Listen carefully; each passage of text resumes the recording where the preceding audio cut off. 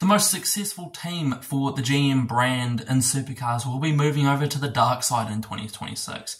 But how has their tenure been with GM?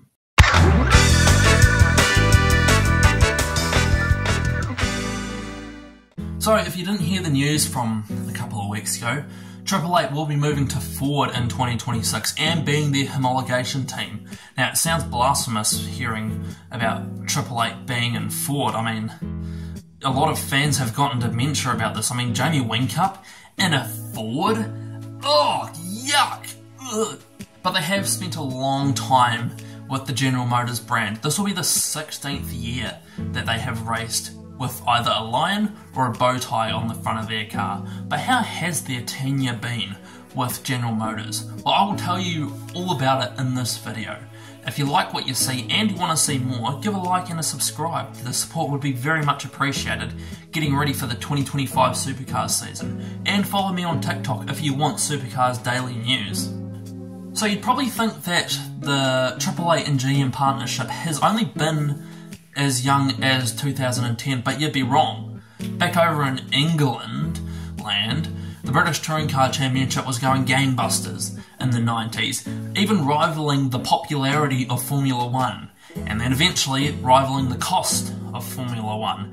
I mean, there's a reason why I didn't live past 2000, but for 1997, Vauxhall needed a new factory team, and in 1996, a new team was formed, Triple Eight Race Engineering. The team, founded by Ian Harrison, ex-Grand Prix driver Derek Warwick, and Roland Dane, became the Vauxhall factory team from 1997 up until 2010, coincidentally, and they won a hell of a lot in both competitive and very uncompetitive times in the championship.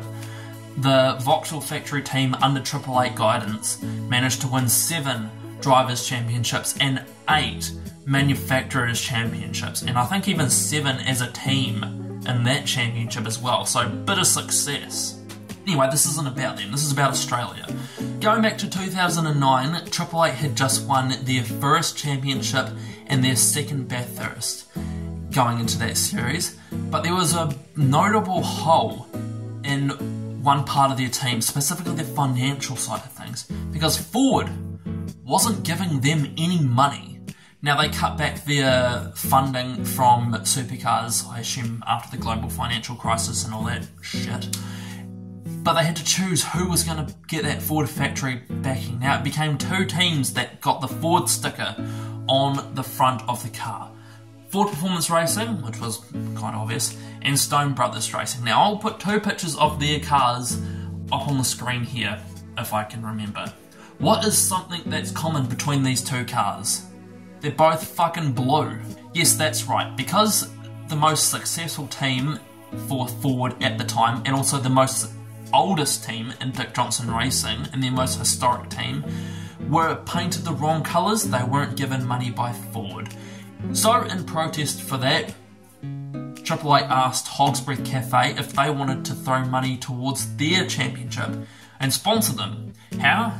By removing the Ford badges and putting the Hog's Breath badges on them, and not being called Fords, they were called Hogs or Hogsters. Granted, 2009 was still a very successful year for Triple Eight. Jamie Whincup kicked ass for the 2nd time in a row, winning the championship quite easily. Yes, they didn't win Bathurst, but they didn't win the team's championship either. So I guess Jamie Whincup kicking a lot of ass was the highlight of the year, and then very became the new norm, but that's beside the point. The big talking point was, in the middle of 2009, it was announced Triple Eight would be going to Holden for 2010.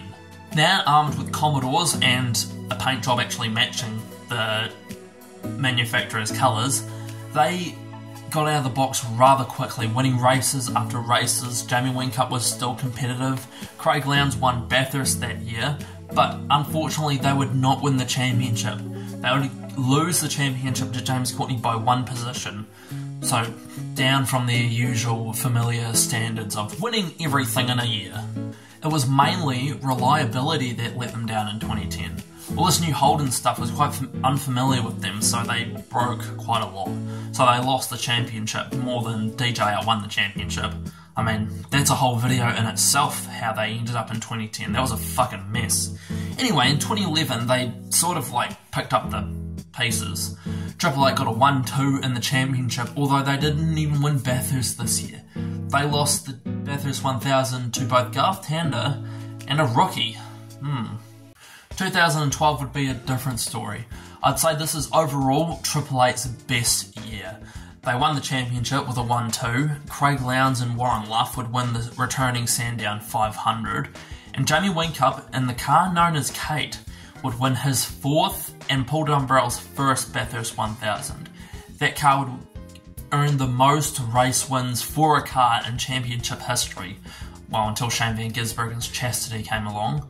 2013 would be a same song, slightly different verse sort of year. Gone was the VE, now a VF. Gone was the red of the Vodafone, now of the blue or purple or whatever colour it is, I'm colourblind, of the Red Bulls. And they would still be good. Championship 1-2. Sandown 500 win for J-Dub and Paul Dumbrell, and it would be Jamie winning the championship. But once again, they wouldn't win Bathurst. They would lose to Mark Winterbottom and Stephen Richards, who would get FPR's first ever Bathurst 1000 win. 2014, again, Jamie won the title convincingly, breaking the record for the most touring car championships in Australian history, but Craig started to form. Craig finished 4th in points. Oh, that's not the spot he usually finished. He usually finishes 2nd. I mean, look on Wikipedia, see how many times he's finished 2nd in the championship. And Bathurst. We don't really talk about Bathurst if you're a Triple Eight fan for 2014. That was a disaster. I mean, at least they won Sandown again. Though 2015 would probably be Triple Eight's first bad season for a long time. Yes, they won Bathurst again, but they didn't win the championship. Jamie Whincup wasn't really in contention in the championship, mainly because he had such a shit middle of the season. He sort of turned that around and got like every race winning podium at the back half of the last 3 rounds of the season, but he still finished 5th in points, I think. If he didn't have that good run of form at the end of the year, who knows where he would have finished. And Craig Lowndes finished 2nd in the championship, so back to normal I guess for Craig, although this would be the last time he did finish 2nd in the points. 2016 was a big change for the team. They expanded to 3 cars. Craig would be rugby passed over to the 3rd car in a Caltex Vortex car, and new driver would be Shane Van Gisbergen, speaking of rugby. He would displace Jamie Whincup as the head honcho of the car team and win the championship in his first outing for Triple Eight. I've heard that song and verse quite a lot lately, especially last year. Bathurst was not won, although a Triple Eight car did win. Techno Autosport won in a Triple Eight vehicle. 2017 would show the first year of what would be Triple Eight's first long-term competitor. They've had the odd, scare from Dick Johnson Racing in the Jim Beam era, Holden Racing Team, although they are the new Holden Racing Team in 2017, and a lot from FPR. But it would be DJR Team Penske would show its face for the first time in the championship. They picked up Scott McLaughlin and Ludo Lacroix from Triple Eight, by the way, and it would be a 5-way dogfight for the championship. The 2 Triple Eight cars, the 2 DJR cars, and Chaz Mostert would be all fighting for the championship, but it would be Jamie Whincup that would edge out Scott McLaughlin down to the wire in 2017 in a instant classic of a championship fight. And he would win his 7th, and so far last, Australian touring car title. 2018 would see the first Triple Eight homologated vehicle hit the road, the ZB Commodore, and it was very competitive straight out of the gates. Whincup and Van Gisbergen made that thing look like a bullet, but it wouldn't be them winning the championship. Lowndes did win Bathurst for the 7th time, and Stephen Richards for the 5th time, but it would be Scott McLaughlin that would end up winning the championship in 2018. The first of what would end up being a 3-peat for him. 2019 would be a downgrade for Triple Eight in a big way. The new S550 Mustang would be hitting the road, the car I've dubbed the Frankenstein. But ugly cars aren't always slow cars. This is a very quick car. Well, it was when it hit the road, because of a few grey areas and homologation. But it wouldn't stop Scott McLaughlin. He would easily win the championship with 1 round to spare. The only major silverware that they got in 2019 was a Sandown 500 win for Jamie Whincup and Craig Lowndes. That was a bit of a good throwback for us nostalgic fans though. Can we please bring back main drivers pairing together for the big endurance races, please? 2020, the weird COVID year. It would be quite a mixed bag for Triple Eight once again. I'm seeing a lot of this in like the late 2010s. They would win Bathurst. It would be Shane's first Bathurst win with Garth Tander alongside him, and Scott McLaughlin would end up winning the championship again.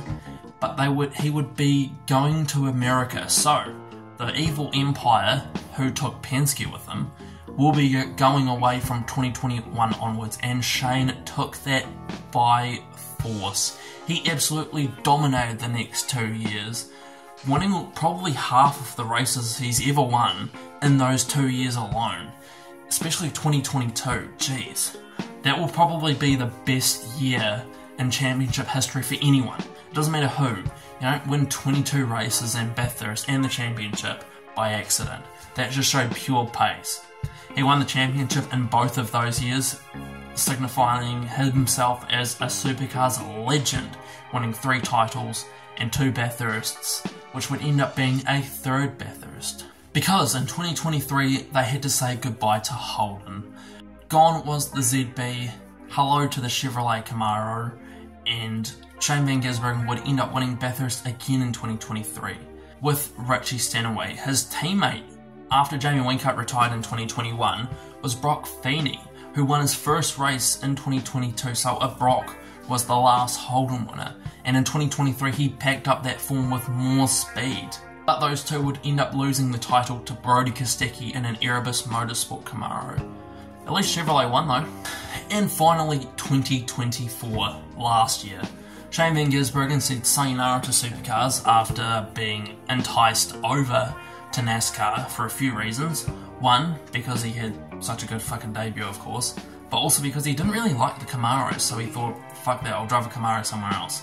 But Will Brown ended up being his replacement, actually Brody Kostecki's teammate from 2023. And he would do what Shane Van Gisbergen did in his first year, win the championship, but he did it more convincingly than Shane ever did. I mean, Will got a podium in every round. That is some good speed. And Brock Feeney was on his tail, so it was a Triple Eight 1-2 for the first time since 2016, I think. So for the 16th and final season for Triple Eight in a GM car, could we see a swan song of success? Could Brown win a second championship or Feeney his first? Could they win some endurance races? Could Jamie Whincup get his redemption at Bathurst and give Brock his first Bathurst win? I have no idea. So that is the long and very successful history of Triple Eight with General Motors. If you like what you see and want to see more, I've seen quite a lot, see